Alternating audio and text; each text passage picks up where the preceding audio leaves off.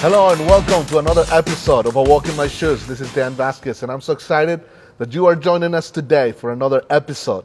Today we have a very special guest. We have Natalie D'Mello with FIS. And Natalie, first of all, thank you so much for coming. Absolutely. Thank you for having me. Well, we're excited to hear about your life, your experience, and your career path. Yeah. And I don't think we ever had anybody in your field of work. So it's exciting to have you. Tell us a little about yourself. Yeah, so I started off in my career in sales and retail, and quickly I don't say quickly because it took about 8 years, but I transferred that into learning and development, which is what I'm currently in with FIS. So I work in the sales global learning team. And basically, I create and facilitate internal sales workshops and seminars, certification programs and trainings to help sales reps exceed their targets and quotas. Well, we live in the United States, which is a nation that is driven by sales. Yes. And everything we do is, my brother says this, there's only two kinds of people in the world, those that sell and those that buy. He's a salesman, so I'm the one selling. I agree. And so in your position, you motivate and you educate salesmen to reach a higher level. Yes. That's exciting. Yes, you have to bring the energy. You have to also be a listener, because what one sales rep is dealing with, their hurdles or whatever is stopping them from hitting their quota, might be different from another sales rep. So you have to have that adaptability as well as the motivation and the engagement aspect and piece of it when working with sales reps. That's amazing. I mean, I didn't even know that this was a career. I really didn't either. How did it all started? How did you begin? So job boards. I've been in sales and marketing for 6 to 8 years or so, and I've always been great at training and developing and coaching staff, just internally with the companies I worked for before in whatever industry it was in. And this just happened to appear on Indeed. I found it just like anyone else would find any other job, just on a external job posting board. And just came across it. And I was actually looking for learning and development because I just took one of those quizzes, just seeing what my attributes and characteristics, the strong pieces of me and my personality would be best form of line of work for me. And I always knew sales and marketing was my forte, but I knew that training was also that additional piece. And it actually mentioned learning and development, which I also, just like you, did not know that was necessarily a field. But the great thing is that it is, and now I work there. So it's been great to get adjusted to FIS as an organization, as well as the learning and development role, as well as working with sales reps, which I'm so comfortable with, and I love helping people just achieve better results and extend and expand what they're good at. So that's amazing. So when you look at an individual, you look at what's hidden in them and you help pull those gifts and talents out of them. Yeah, that's certainly something or an aspect that is great to have. That ability to pick out, hey, what's the issue, or maybe not even an issue, just more of a hurdle, what they can work on and do better at, and basically build a bridge to the solution, to what will help them overcome that and exceed, in this instance in sales, their sales targets. Now, is this something that you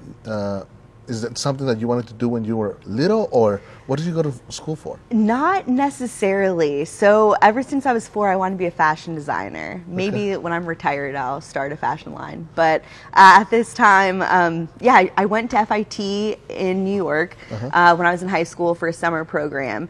And unfortunately, in my sophomore year, I went into a little bit of a hardship with some things happening personally, and it made the rest of my high school time a little tough.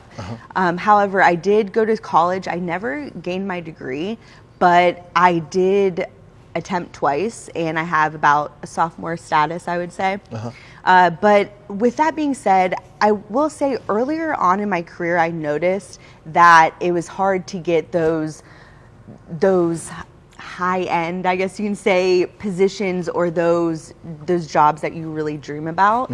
But as time has gone on, I've noticed that they're really opening up in the professional world the ability to gain certain positions that used to need a degree or require one, and now they just don't. So, for instance, my manager had mentioned to me, I asked him that question, how did I get this job without a degree? And he just said point blank, I've hired people from NYU, from Ivy League schools, and they didn't perform. It wasn't for them. So we're taking a different approach, and we like you as an individual and believe in you. So, with your experience and what you bring to the table, that's why we ended up hiring you. I love your story because I think this is so interesting. Because for so long, the culture has told us you have to have this, you have to have this. Yes. But now we are realizing that a college degree doesn't define you. No. Because here you are successful doing what you love, Yes. having a really good job, but you didn't have to follow that same career path. Right. How did you find yours? I found mine by a little trial and error, I guess. It's kind of its own recipe. I think everyone has their own recipe and the ingredients that they add into their mix to bake where they'll end up. Yeah. But I would say how I ended up was just never giving up. I went through personal hardships with mental health, as well as well, that's the main struggle that I personally am faced with. But for me, I've always been ambitious and driven, and I've never let anyone tell me no when it wasn't something that I was really heartfelt for.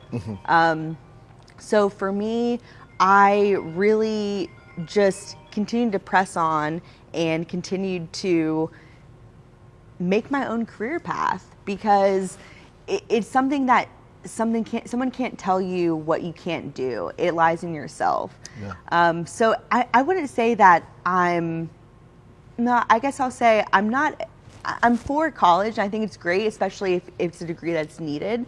But if you happen to not complete school, or it just didn't work out for you, or it's not something you really want, you can believe, and you should believe, that it's still available for you to get the job that you deserve. That's right. That's right. Yeah. So in the things that you do day to day, what are some of the things that you utilize the most, or what are some of the things that you see, okay, this is something that it's really helpful in this type of field of career? Yeah, I would say it breaks down into two different aspects. One being technical, that may be using platforms like Microsoft Teams, so for virtual presentations. PowerPoint's a big one. If you're facilitating and leading presentations, you're going to be building some slides. So getting familiar with that, at least with Canva, that's pretty intuitive. That's another platform. Another thing I would say is the listening aspect. You have to be an engaged listener, and you have to adapt and just be able to, if you're able to get along with people of different personalities, that is a great sign that this could be the position for you. And if you're a motivator and someone who's an encourager and nurturer, another great position for you is within learning and development. I agree with you, because everybody needs, I don't care who you are, everybody needs encouragement from time to time. But it's exciting to know that this is this is something you get to do on a day-to-day basis. Yes. In your career, what are some of the things that you're most proud of? There's proud moments from each one of my employments. My most proud, so starting with Aramark, I used to work in corporate cafes, starting off in my late teens in high school to I was like early 20s or so. And being in customer service, that really gave me the ability to know how to talk to people very quickly. So while I was there, I came up with a marketing technique or strategy that boosted sales at the end of the first quarter by over 30%. Wow. And so this was in 2013 or so. Wow. And it was a frequent loyalty card. So you buy 10 meals, you get the 11th one free, that type of thing. And this encouraged people to buy in bulk. So instead of spending, $4 on one item, they'd spend $8. And so it increased sales. So that's something I'm proud about with Aramark.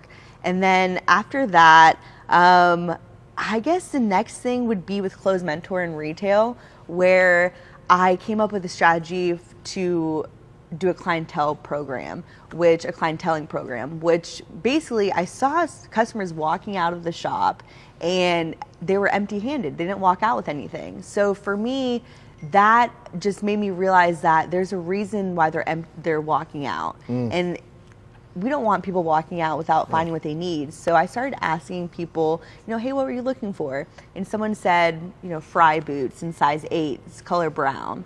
And I started writing down just on a piece of computer paper, That's awesome. writing down their names, their contact info, and what they're looking for. And then that resulted in being named Employee of the Month. And I think I was manager at that point and whatnot. And then, just a couple other things at different employments. I think I did a really good job in my career of establishing a new strategy or marketing technique that would overall boost sales. And that is what I would say landed my job here with FIS. Wow, that's amazing. So if you could define yourself in one word, how would you define yourself? What came to me, which I'll have to go with, is creative. Creative. Very creative. That's awesome. I would add another one. When I'm listening to you, I think you're a problem solver. Well, that's 2 words, but you're still solving problems. Yes. And the ability to see a problem and the ability to meet it. Yeah, and I think to add on that as well, the ability to see ahead of the problem and That's good. and adjust and make sure that it doesn't go into as big of a problem as it might have is a huge advantage as well. Wow. Yeah. Wow. In your type of work, what are some of the biggest challenges you face? Well, with sales reps, we have minds of our own. So we can be stubborn, we can be kind of hard-headed, I would say, and very, very outgoing. So sometimes what I find is the energy. It can be a lot of energy that you're dealing with. And, for me, that means taking a step back and decompressing at the end of the day and maybe just listen to music or using whatever type of relaxation techniques I can at the time to kind of decompress and just ease the rest of the night. Yeah. Another thing that I'm catching out in our conversation is how in your career path, every job you've had has been like a stepping stone to a higher level, level. Can you tell me about that? I'm really glad you asked that. I was on the phone with my mom before this, on the way here, just running through the questions and whatnot. And that's something that I would love to talk about. I'm glad you asked that. So for me, if you look at my LinkedIn profile or my resume, there's been times, I'd say a few years ago, 3+, where I was not staying at jobs for a long time, maybe a year and whatnot, and I would leave. And my brother's in recruiting. He's in the staffing world. So he's like, Natalie, you really got to stay at your job. It's not going to look good on your resume. And it is true. It can be a little bit of a shock to some people and a warning sign they might not want to hire you. But I will say that it has worked out in my advantage, because what's happened is when I've left a company, it's been because either I feel that I should be promoted by that point from the work that I've put in or whatnot, or that I want a higher pay rate. I feel that I want to move on and learn more skills, whatever it may be. So I would leave after what's considered a short period of time. But yes, what I went for are job promotions or lateral moves that had a higher pay. So to give a rough simulation. So for me, I started off at Aramark making $9 an hour, and that was 2012 or so. And I would say that has been 5 times or so, if not 6 times.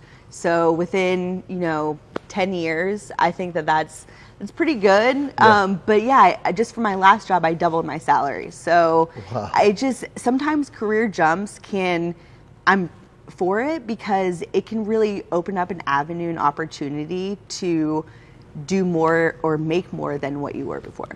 Yes, that's amazing, and Yeah. always looking forward to a higher thing, to a better thing. Yes. That's a good mindset to have. Yeah. And Dan, I also say that if you're content, it's totally okay to be content, and you can evolve in other ways within your role as well. But if you are yearning for more, don't let fear scare you from that, because there's other opportunities that could be a better match, or Yeah. you could evolve your skills even more. Yeah, and I mean, when you were talking about how soon you were changing jobs, I was thinking that's fine, because if you're not happy where you are, Yeah. you shouldn't stay That's there. so true. Yeah, Yeah. you should be getting up in the morning with the desire to do what you love.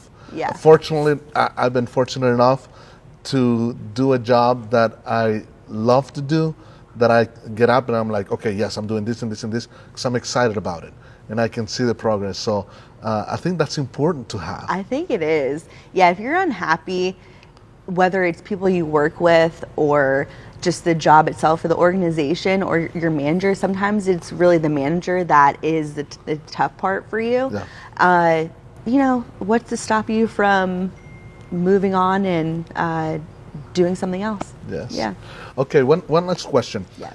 What message would you give a young person who is in their junior, senior year of high school? They don't know what to do as far as work in their career lives. What would you tell them? Get working.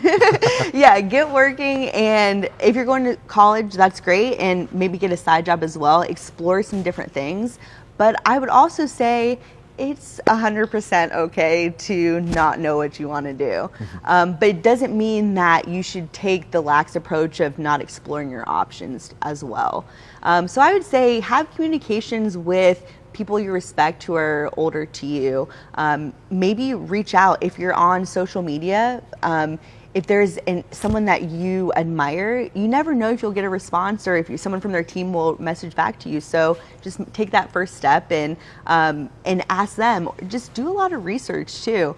Hey, you can even do that quiz online and Right. try to see That's what so your good, skills yeah. and attributes match up to. I mean, as silly as that sounds, that's what landed me to apply for this, to get this job and even apply for it. So I would say just, if you're not sure what to do, that's completely okay, but take action and find that direction. That's good advice. If anybody wants to get a hold of you, how can they Yes. find you? So I'm actually not on social media. Well, but you're in LinkedIn. So I have LinkedIn. My account's hibernated right now, but Okay. it will be active again once I update it. Okay. So my name is Natalie D'Mello, and my last name is D''Mello. Fantastic. So that's the best way. All right. Yeah. Thank you so much, Thank you so Natalie. This has much. been great. Yeah, I agree. We really appreciate your time coming in and telling us your story, Thank telling us a you. little bit about what you do. So Thank you, really Dan. enjoyed it. Yeah. All right, everybody. Well, thank you so much for joining us in another episode of Walk in My Shoes. I'm looking forward to seeing you again next Wednesday, same time, same channel. See you then.